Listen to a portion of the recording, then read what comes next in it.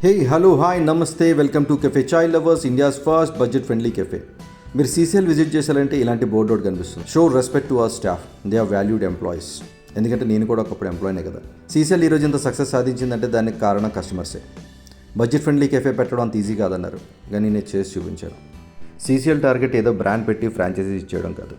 Tea బాగుంటేనే నెత్తి మీద పెట్టుకుని చూసుకుంటారు. అలాంటిది చూపించిన ప్రతి ఐటెం బాగుంటే చెప్పనక్కర్లేదు. సీసీఎల్ ఈస్ ఏ బ్రాండ్, నమ్మకం. ఈ తెలుగు వర్డ్ సౌండ్ ఇండియా మొత్తం తెలియాలి. ప్లీజ్ షేర్ చేయండి. CCL is for every one. ఇంక ఈ బోర్డు విషయానికి వస్తే, నేనున్నా లేకపోయినా కూడా నా స్టాఫ్కి ప్రతి కస్టమర్ నుంచి అదే రెస్పెక్ట్ దొరకాలి. బోర్డు పెట్టో కస్టమర్కి రెస్పెక్ట్ ఇవ్వమంటున్నావు, మరి నువ్వేం చేశారో అని అడిగితే ఇప్పుడు కాదండి, స్టార్టింగ్ నుంచి కూడా నాకు సక్సెస్ వచ్చిన ప్రతిసారి సెలబ్రేట్ చేసుకున్నాం. 2021లో ఫస్ట్ టైం నా స్టాఫ్ని తీసుకుని కేఎఫ్సీకి వెళ్ళాను. ఫస్ట్ సక్సెస్ని నా స్టాఫ్తో పాటు ఎంజాయ్ చేయడం నాకు చాలా అంటే చాలా హ్యాపీనెస్. ఎవ్రీ ఇయర్ కూడా ఇలాగే ఏదో ఒక సెలబ్రేట్ చేసుకోవడం అలవాటు అయిపోయింది.